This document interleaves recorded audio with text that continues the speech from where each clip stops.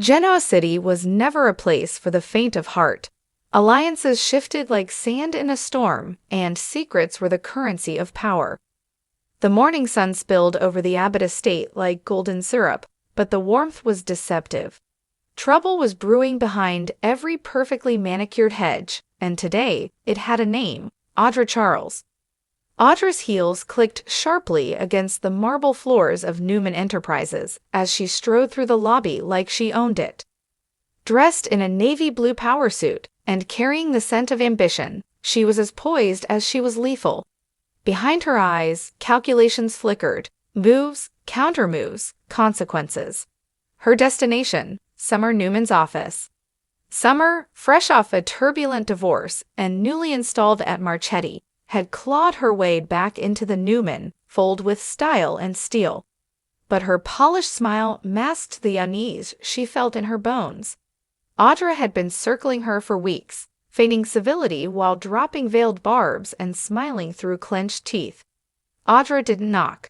She pushed the door open and closed it behind her with a soft click, a sound more ominous than thunder. "It's a courtesy," Audra said.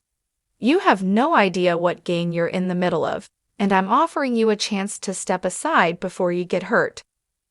"Both," Audra smiled. "Let's not pretend it's not all connected. Kyle's still conflicted. You've seen it.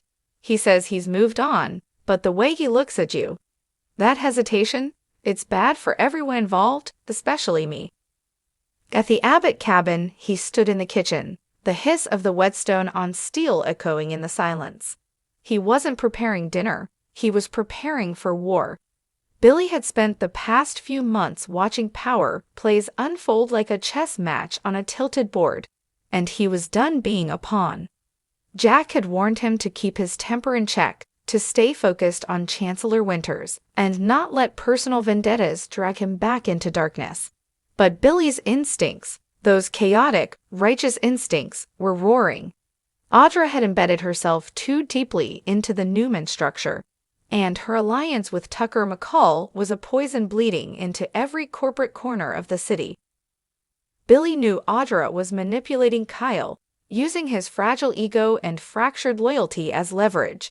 He knew Summer was being pushed, and despite everything, he still had a soft spot for her. Maybe it was her resilience, or maybe he just didn't like bullies. Either way, someone had to push back. Meanwhile, back at Society, Summer met with Chelsea over drinks. The soft lighting and low hum of conversation offered a brief illusion of calm, but Summer's hands trembled slightly as she lifted her wine glass.